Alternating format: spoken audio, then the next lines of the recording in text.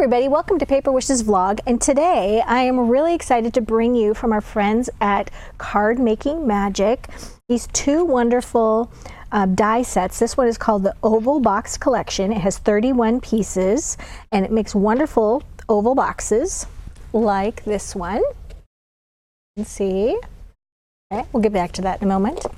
And then also to go with it is the Oval Box Collection 36-piece extravagant egg die set. Okay, and this is a companion to the first one. Okay, so think of this one as the mama bear and this one is the baby bear, if you will. All right, so let's get right to seeing the dies in this collection right here, Oval Box Collection. I set them up all nicely, so I want to make sure they're doing a little slide. Here we go. So yes, 31 pieces, lots of ovals, and you also get these two pieces right here are what you use to make the sides of the box, okay? So let's get started right here. I'm going to show you how to make the box top and bottom. For that, you'll need the two largest ovals.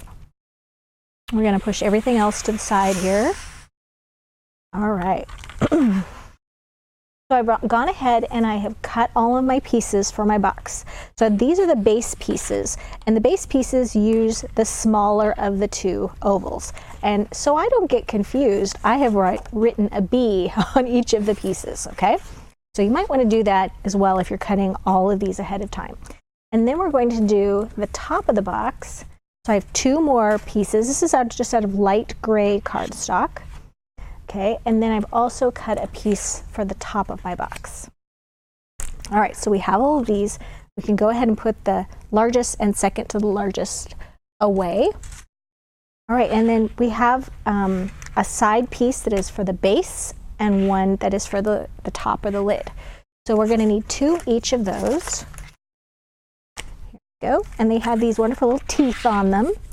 And I have gone ahead and scored each of those along the edge of the teeth and then folded those back. And the reason I did that is you want to keep them all in one place so when you're gluing them down they're not splaying everywhere.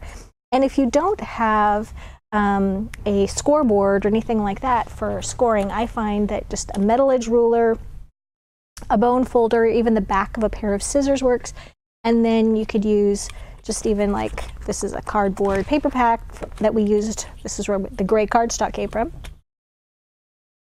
And you could just simply put it like this.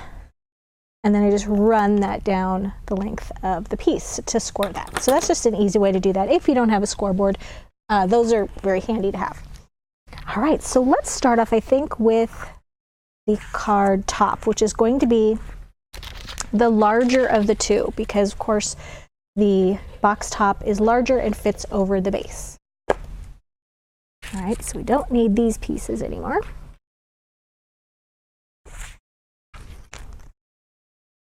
So the first thing after we have scored those pieces, we want to take them and kind of run our thumb and finger down it like this just to give it a curve. Okay, that's going to help it naturally curve as we are going to be gluing it along this oval. I'll do the same here.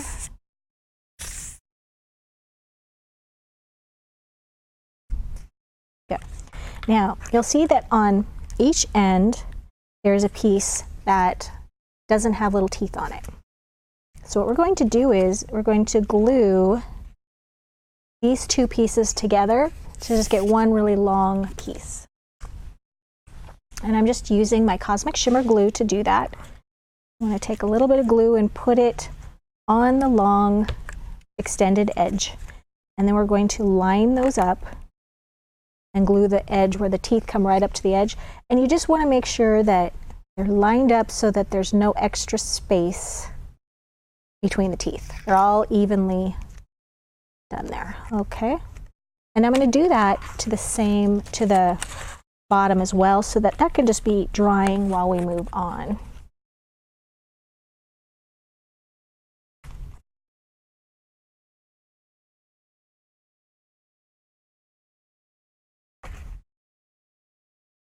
Okay. And then we're going to glue the ends together like this, which will start off as a circle, but then go into the oval shape.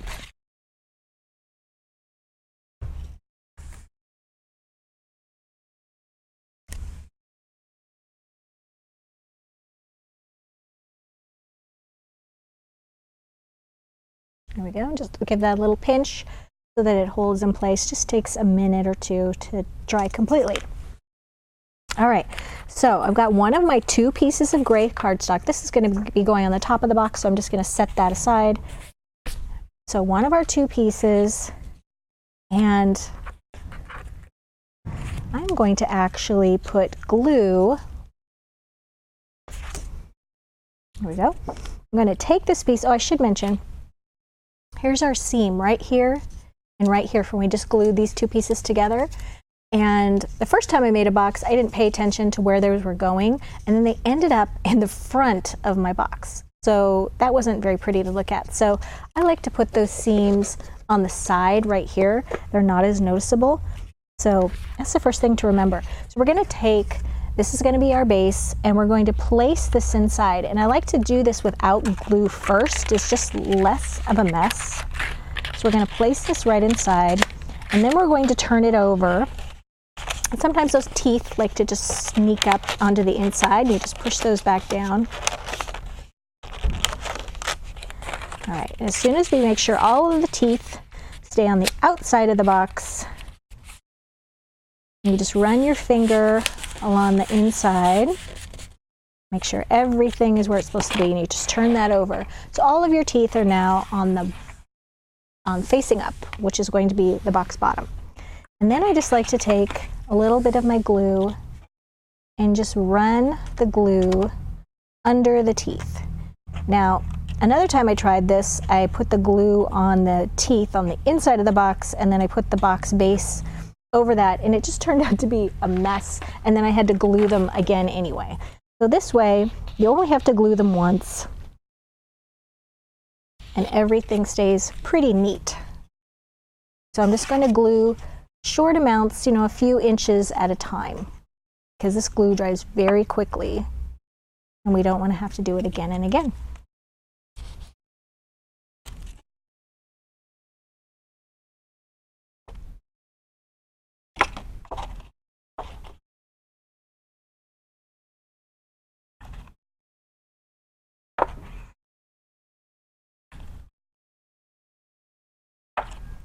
All right.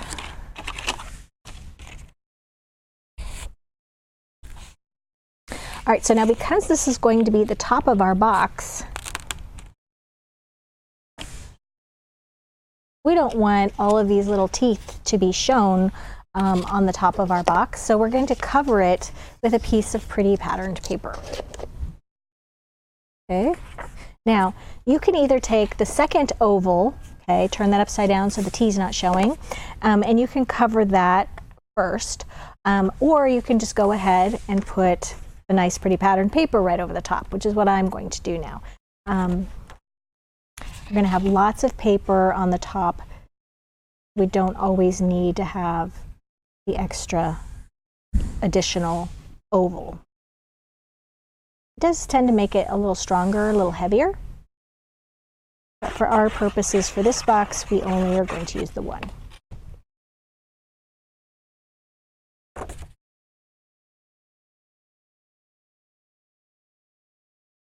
And you're just making sure that all the edges are aligned before you press this down a little too far, because once it's glued in place, it's going to stay.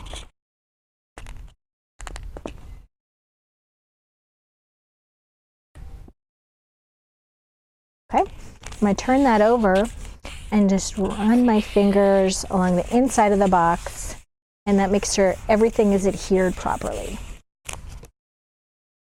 Okay, there we go. Clean up my glue here. So at this point on the side of the box, we've got these beautiful trims, and we can take care of that now. So I've die cut several of these beautiful scallops using this cutting die. And you could just use glue on this, or this would be a great way to use sticky specks, which is A wonderful little product that's perfect for die cut pieces. But unfortunately, I did not grab that when I came back here today, so we're just going to be using this.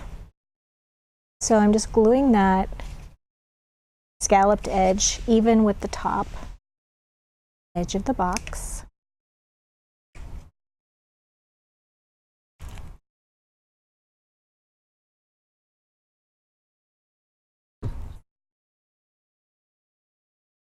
And I should mention, what I should have done is when you take anything that's going along that curved edge, feel free to go ahead and curve the piece that you're putting on there so that it just stays a little bit better.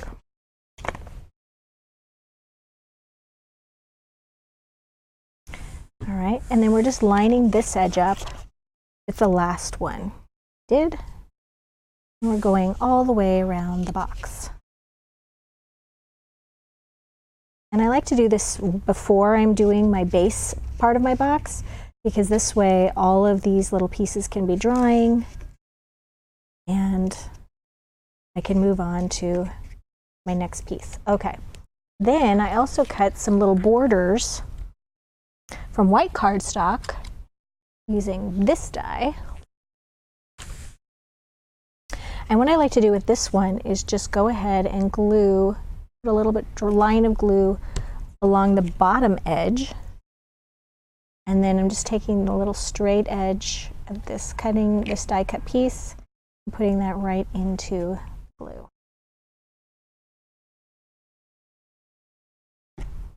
And you just want to make sure that it's straight. All right, and then you just take the next one and you just keep doing those borders all the way around the base. Okay, so also with the top, we've got this piece right here, this geometric grid piece, which is cut out of black cardstock, but also it's got a little bit of a border. Here we go. Whoops, that is the wrong one. Here it is. A scallop edge around that. So you're using these two dies on the black cardstock, and that's going to give you this really nice border around the edge. And then I backed that piece with a piece of gray patterned paper, glued that to the top, and then decorated my box with ballet slipper, pink garden petal flowers from 49 at the market. And then also we made these cute little flowers. I'm going to show you which dies those used. Okay, so these 3 graduated sizes of flowers, and then this is just a little centerpiece, it's a little stamen, and I cut these 3 out of white cardstock and this out of black. So here we are. And what I did with those is I just took a little foam block and a little ball tool, and then having each one face up, I just took that and just sort of stirred a little circle on each one of these petals so that they just naturally are going to be curving upwards.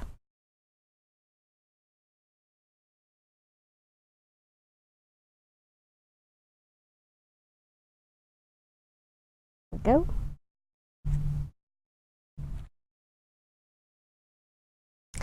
And then, oops, pick this up. Here's the little centerpiece as well. I just like to give that a good push down into the foam. And then we're going to be gluing these, stacking them offset so there's one petal in between the next.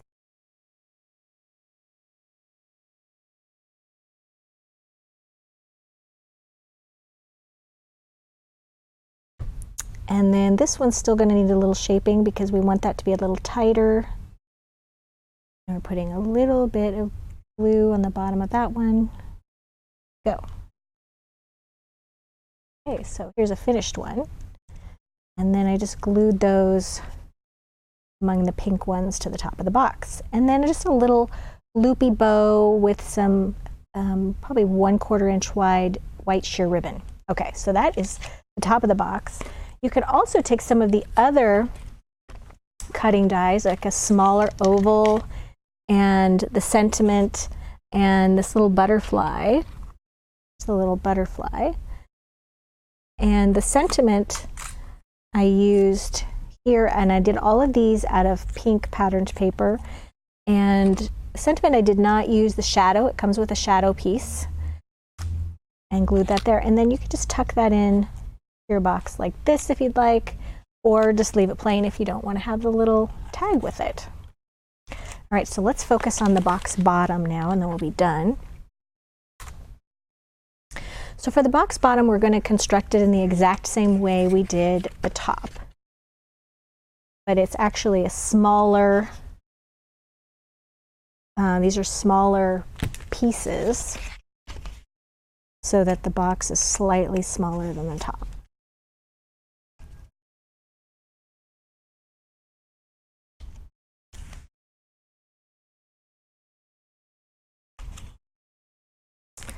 I glued this piece before so it was all dry, but there we go. All right, so now when we get to this piece, we're going to go to one of the pieces marked with the B, and we're going to do this just like we did for the card, for the box top.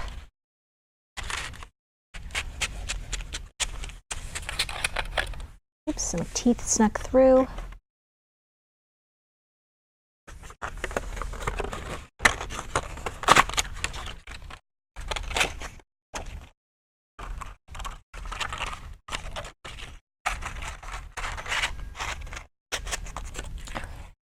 There we go.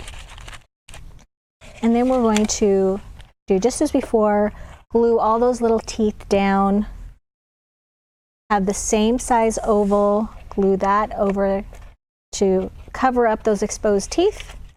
And then on the inside, I actually used a smaller size, the second to the largest size, the same size that we used. No, actually, it is the same size. So I just used one of the small ones. And I just wanted the inside of the box to be pretty, so we could just glue that in place as well. So as you can see, you can get a really, really beautiful box. You can make them in every kind of color combination. And the sizes, you can make much smaller ones using these dies, and also make a coordinating card. So for this one, I used the same paper pack, the Blushing Blooms from Hot Off the Press. And the first piece was cut out of black cardstock. And then the next piece was from an oval stitch die. That's the next size down, just out of this beautiful white and pink floral. I cut the sentiment from black cardstock. Whoops. And this is a larger butterfly, and I cut this first out of black and then out of pink patterned paper and glued just the bodies together so that it has some dimension. And use some of these little sparklets. And this is Coral Coast, and put two of those in the center. And then made more of these cute little flowers in the same manner that I did before. Here's some from white cardstock, here's from pink patterned paper. And then also used some leaves here and here. And I cut those out of more of the gray cardstock, and then used a light green ink pad to just color the tips of those. And then just glue those all to the top. There's another one of the borders that I used on the box. I cut that out of black cardstock. And down at the bottom here, we have this wonderful swirl piece here. And I also just added some little sparklets to those as well. So as you can see, ovals are so versatile that you can make wonderful cards with them as well. All right, let's take a look at the Egg Extravaganza set. And this is a box that Debbie made, which is so cute. Once again, she used the pearlescent cardstock from Paper Wishes. And also along the edges of her box, she used this beautiful white lace from 49 & Market. It's called Lacy Trims White. She's glued that along the edges, and then her beautiful flowers are, this is Cloud, the color is Cloud, and it's the Country Blooms from 49 & Market as well. So for this particular box, she used the dies. Let me show you these dies. Oh, crash bang.